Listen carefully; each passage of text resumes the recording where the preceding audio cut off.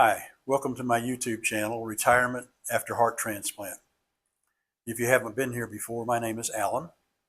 As you can see behind me here, we've got a nice winter wonderland going here in the coastal plain of South Carolina, so it's not very common. We don't get that kind of weather here that often, but getting it right now. So today I want to just talk about retirement in general. It's a long, deep subject. Everybody and their brother has said something about it somewhere on YouTube or TikTok or whatever, but still I'm going to discuss that a little bit. This is not just about heart transplant. Everything I do is through the lens of being a heart transplant naturally, so that's going to filter its way in. But these things just apply to people who are in retirement in general. So the way I look at it, in your life in general, whether you're approaching retirement or whatever you're approaching, what are your priorities? What's priority in your life? I can tell you, for me, big priority is family. I'll just line them up. God, I am a Christian. I'm a practicing Christian. So God, family, and country, or I might insert work. Work's got to have a big part in there somewhere because we're talking about retirement today, especially. So that's your priorities are going to impact and inform everything you do in life. But for what we're talking about today, when you retire, and if you're retired and watching this, you know what I'm talking about most likely. It can be hard to kind of figure out what it is you want to do, but maybe even drill in a little deeper than that and say really who you are. I was talking to a good musician friend the other day. We were together playing a little bit. He worked all his life for the postal service, has a good retirement, nice guy. And we were talking about this briefly, and he said, "No, I had no problem. I never looked back."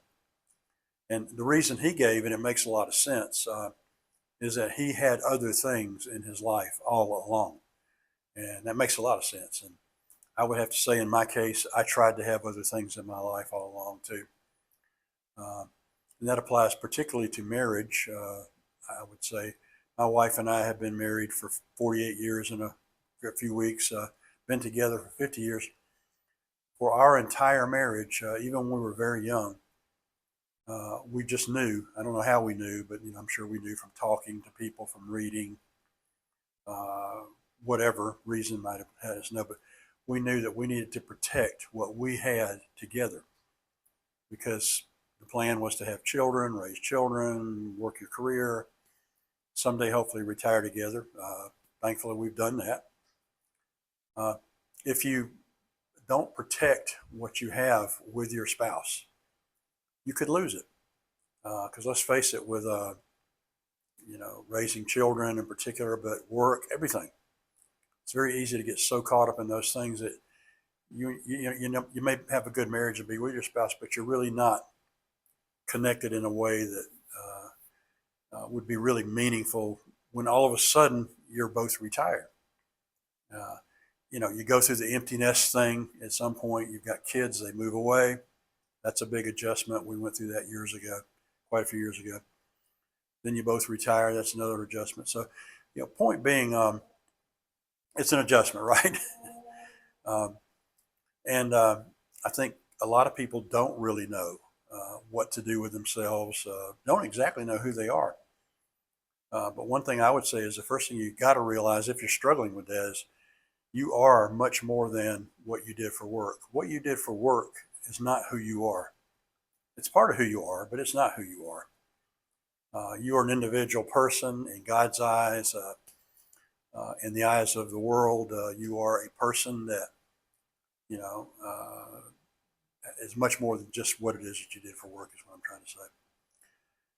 So I think that's a big hurdle for a lot of people. And, to get past that, I think everybody does it in their own way. I had some hobbies that I could lean on. Music I've talked about before, and I'll talk about more. That's a lifelong love of mine, so I've always had that in my life. And I've done leaned on that a lot in retirement as well. I'm able to do more with that in retirement. So what are you going to do when you retire? Now, there's a lot of things. You could do some part-time work, and a lot of people choose to do that. I did it for a while. Did a couple of things as part-time work, and I'll probably get into some of this in more detail in other videos. My wife, was a lifelong teacher, retired several years ago. They immediately wanted her to come back on a part-time basis as a reading interventionist, and she did that, and she had a great time. I've mentioned in previous videos, teaching is more than work for her. It's always been kind of her ministry. It's what she loves to do, and that's what made her so good at it. So she did that for several years, actually. That was a blessing in more ways than one for her. It gave her something to do, something to feel productive and all that. Beyond that, it gave us some extra money in retirement, so we were able to do more things than we would have otherwise been able to do, or at least have been able to do so quickly. So, some people choose to go to work. I did that for a while. I'm not doing it now. Don't see myself doing it again. I won't rule out anything, but I'll be 71 in a few weeks, and I just kind of think I'm done with official work.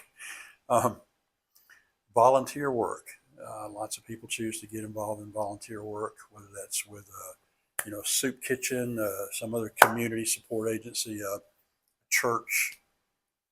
There's no end to things you can do to help people. And another rule of mine in life is you can never go wrong helping people. So that's a great thing to do.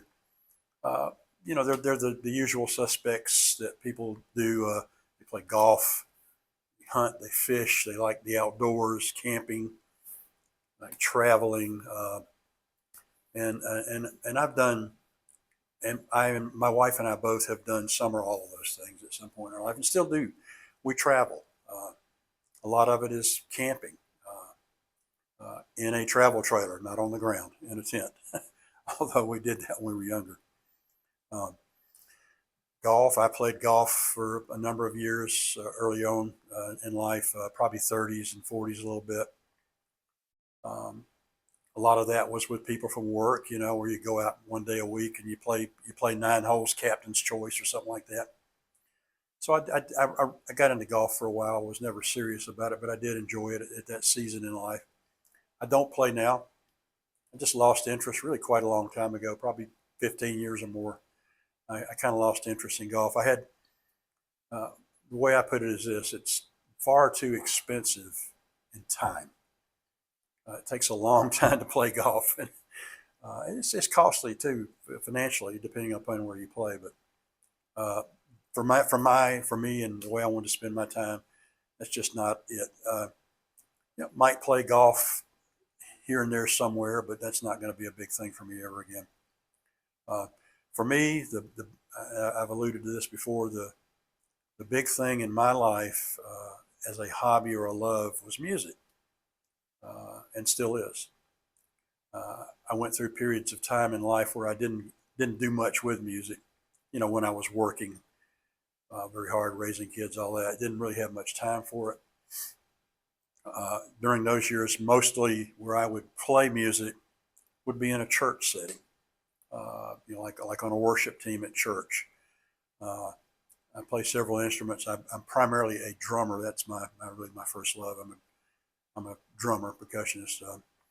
I also play some guitar, do a little bit with the keyboard, but not enough to do anything much. But so I did those. I did that at church primarily, and maybe occasionally I was able to find some people to go play with at a occasional spring festival or something like that.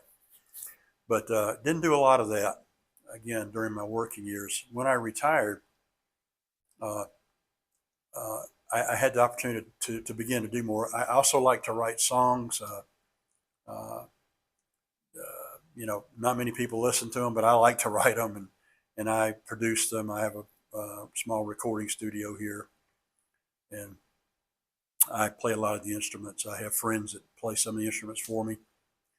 The cool thing about recording music, is you don't have to have everybody in a room together like you did when I was younger. you can simply ask, send somebody a music file, an MP3 file or a WAV file, whatever, and ask them to put their part on it. Let's say bass guitar. My brother is the main person who does bass guitar for me in my music. I've got a friend that I went to school with who's been out in San Francisco for 45 plus years. And occasionally he plays guitar, he does pedal steel, and he's an active player. He plays a lot. He'll put pedal steel tracks on some songs for me or something like that. So again, I was able to spend more time in music in general, but recording was writing and recording songs, arranging them became very more interesting for me, and even have a couple of friends whose songs that I produced. And I've got a music channel called Alcat Music, ALCAT Music, where I publish a lot of my original work, and a couple of my friends' work out there as well. And so again, that's my big love. And when I mentioned earlier that we had downsized, and I'll be talking about more of these things as we do other videos, but we left the Charlotte metropolitan area. Nice home, nice neighborhood, not $1 million homes, but nice homes.